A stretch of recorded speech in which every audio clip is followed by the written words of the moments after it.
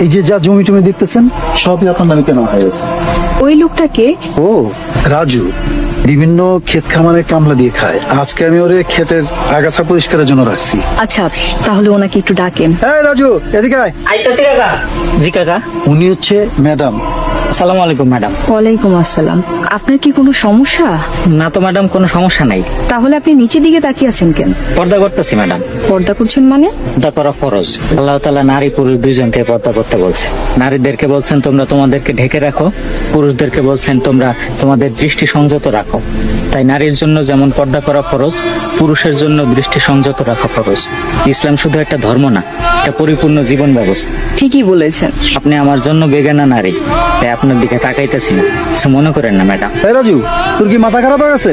উনি আমাকে ম্যাডাম, তুই কারে কি কস? আপনি ঠিকই বলেছেন আসলাম সাহেব। আমরা নারীদের পর্দার বিষয়ে কথা বলি, কিন্তু পুরুষের পর্দার বিষয়ে এড়িয়ে যাই। অথচ দুটোই দরকার। রাজু সাহেব, আপনি এখন যেতে পারেন। জি ম্যাডাম। উনি কি বিবাহিত? ও তো বিয়ে করে না ম্যাডাম, করবো কেমনে? গরিব মানুষ, এখন তো পেট চালাইতে কষ্ট হয়, বউ চালাবো কেমনে?